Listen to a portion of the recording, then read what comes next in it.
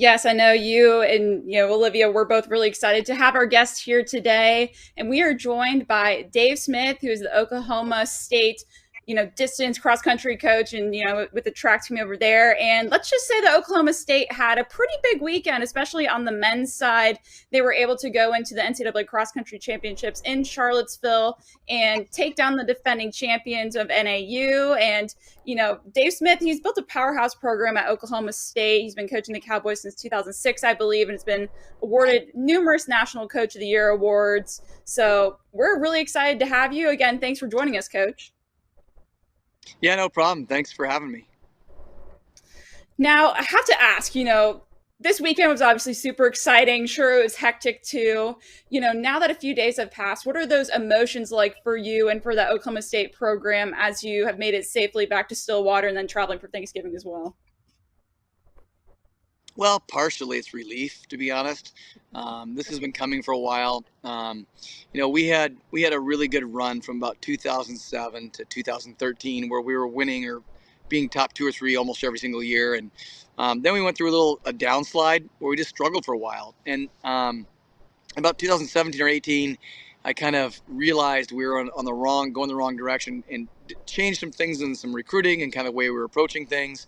And one of my first recruits was Alex Mayer in that new era, and I remember telling him he was a high level recruit, and I remember telling him, hey, come to Oklahoma State, we can get back to winning, we can win a national title, bring it back to Stillwater. It's been a while, but I think if you come, we can get this done. And here we are in his final year, and we won one, and it's just a real satisfying, gratifying, whatever. I just so happy to get it done while Alex is on the team. Coach, I'm happy you mentioned Alex Mayer because we're huge fans of him, and he's been a part of your program over the last 4 years, and he's honestly been a solid guy. So how has he just been a leader for your program over the last several years? Yeah, Alex is he's a leader by example. He is not very verbal, but he is an incredible, like I said, leader by example. Just does everything right. He's methodical. He's a craftsman. He is very tuned in to every detail. He doesn't leave anything to chance.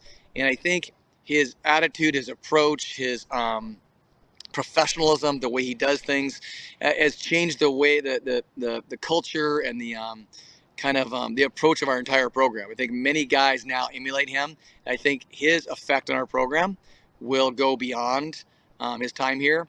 I was just on another call with him, and he was saying that he learned the same thing from Ryan Smeaton, one of our previous athletes who kind of did the same thing for him, showed him how to be, a focused, disciplined, kind of professional in his approach. And Alex credits Ryan, and Ryan would probably credit someone before him. But anyway, I think in this group, Alex Mayer has been the one that's had a huge impact on our entire team. Well, shifting back for a minute just to, the race and the build up to the race, I'm sure, a lot of that team mentality and that culture carried into, your plan going into NCAAs. And I'm curious, what exactly did you tell those guys in terms of race strategy going into this meet, assuming, as we saw on Saturday, pack running was certainly, I'm sure was in the talks as well. I mean, you guys put 5 in the top 15. So what were you telling your guys going into that race on Saturday? Well, my natural inclination and the way I like to run is I like to be even paced, which means you're often buried at the start of especially a national championship, and you have to come on late. And if you watched last year's championship in Stillwater, I think we were way back, 10th, 11th, 12th place early, and probably 200, 250 points behind NAU.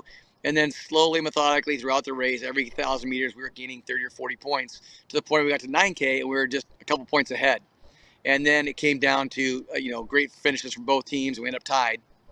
And I think this year we kind of changed our attitude. We knew what NAU is really good at, or has been good at over the last 8-9 years, is being aggressive and forcing other teams into really uncomfortable situations and into making very difficult decisions very early in the race. And I think a lot of people kind of wilt under that pressure, and a lot of teams, and ours included in the past. And this year we talked about, knowing it's coming, being ready for it, and kind of matching their intensity and their aggressiveness by coming back at them the same way. And one of the guys on our team made a comment at some point that said, hey, no one crumbles under pressure if they're not put under pressure. And so we talked about on this day, on this national championships, being aggressive, kind of responding to their intensity with equal intensity, and kind of sticking ourselves in it. And even at this year, I think at 2 or 3K, the scoring broke down, so we couldn't see it. But my wife was calling me every 1,000 meters, telling me the live updates. And when she told me we were at 149 at 3K and in third place, or maybe it was 2K, I was like, wow, that's a low score for us this early. And either this is going to work out really, really well, or it's going to be really, really bad, because we are definitely being more aggressive than we normally are. And I think we were tied by 4K, which again, that gave me the shudders for sure. I think I have a little PTSD from last year's tie. So when my wife said, "Oh, you're tied to the NAU," I was like, "No, not the tie." But then from that point forward, we kind of opened up a little gap that then from 4 to 5K, we opened up about a 20, 25 point lead that stayed consistent the rest of the race. I kind of want to touch on that a little bit. I know during the press conference, you and the other coach, Smith, you guys were going back and forth about 75 points, but we're getting 74. And of course, on social media, people were talking about how they thought this was going to be a very low scoring competition. You guys earned the title with 49 points. Did that come as a surprise to you? Just knowing that you were kind of thinking 74, 75 is the range I think we're going to hit, but your team put out 49 on Saturday. Yeah, I think the difference between what I expected and what happened comes down to one guy, Victor Shisama.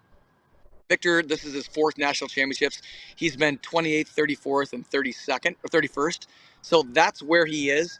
And then this year he had struggled late in the season. He was 45th at our conference meet and did not look good. And we had a little time trial the week of pre-nationals, little thing we did, an inter-squad meet, and he did not look good there. And so, in fact, when I talked about not knowing who I was going to run the night before, Victor is one of the guys I wasn't sure I was going to run. At the end of the day, I thought, how can I not run a guy who's been basically 30th 3 times? I got to run him. But I was assuming he'd get 30th place and score about 25 points. And if you add that, 15, 16 points onto our score, all of a sudden we're back up near 70, which is kind of where I thought we'd be if he was at 30. So I think I was surprised by how low our score was. But when I look back at the results, most of that came in my surprise over Victor Shisama's performance. Now, looking, reflecting on your season as a whole, from the summer up until now, this team has competed at the Cowboy Jamboree, Big 12s, the Midwest Regionals as well. If you're looking at some other teams, and I think you've said this too, definitely a lighter racing schedule. And I'm just curious about, a little bit more on your insight on, what was that approach and, the mentality behind that approach? And do you feel like, having them compete as a full, full squad competing less was, did better for y'all this season? Yeah, I think for me, it's not necessarily about full squad or not full squad. It's just, I think that probably in the NCAA as a distance runner, you race too many races throughout your season career. And I've always felt like less is more. I'm not one of these guys that believes you have to run a race to be ready to run a race. I think you can have your best day of the year on the first race of the year. And so that's never bothered me. I would much rather err on the side of too few races than too many. I think the other thing that a lot of people underestimate is that when you get on a plane and travel across the country and get amped up and excited and you're going to go run in some big mega race with 25 other the top 30 teams, it's fun and it's exciting, but it's very emotionally exhausting. And there's a 1 week to 10 day period. You come down off that almost like a competition hangover where you are not yourself, at least from my experience. And so we try to avoid those types of situations during the year, regular season, because I think each time you kind of dip into that well, you take a little more water out and it doesn't have time to refill. And so, yeah, we probably race less than most of our competitors. That works for us. I think other teams race more and it seems to work for them, but I think each coach, each program has to do what that coach and that program believes will work for them. And this is what we believe in, and it works for us. Awesome. I was really curious about that too. And it almost, because I used to compete at the professional level, and it's kind of similar to how you attack it with your program, like you're training and you're putting the best races out that works best for your team, which I think is great. I kind of want to switch gears. I want to give some love to your women's team because they also had a very strong finish, finishing amongst the nation's best. They were third to NC State and NAU. What do you think was the key building part to having this powerhouse just being consistent on both the men's and the women's side, and is something that this isn't common at the NCAA level to have two solid programs on both sides? Yeah, I think, excuse me, both teams kind of feed off each other a little bit, but the women's team, we went through a lot of adversity as a team. I think we lost, one of our top recruits, Natalie Cook, last year transferred, went to the portal. And then one of our top returners, Gabby Henteman, got injured, couldn't run. Another one of our top returners, our girl who went fifth for us at Nationals last year, got an illness, kind of held her back. She wasn't ready to go at the end of the year. One of our new freshmen who was running really well early in the year got hurt, missed the end of the season. Molly Bourne got the season, had to take 3 weeks off from the end of September till the middle of October. So I think maybe that lowered our expectations just a little bit, and I think probably took some pressure off of us, and we went into that race just running free, and weren't really top tender, and honestly, I didn't see us as a contender, and maybe that was a good thing. I think the women, Taylor Rowe did not have her best day, but the rest of them ran incredibly well, and I just mentioned Molly Bourne. Molly Bourne has, again, very similar in my story in that, she's someone who's been here forever. She's done great things. She cannot stay healthy no matter what we try. She's struggled with injury. In fact, this year we had pre-planned a week off from September 23rd to September 30th at the start of the season. We said we're gonna get to that week and we're gonna take that week totally off. And we did that, and in the middle of the week, her foot started hurting and she had a stress reaction, even though she had taken the week off. I think we waited 1 week too long. And so she had to take some time off, more time off. But she battled back and just never gave up and finished 21st, which is second best finish ever.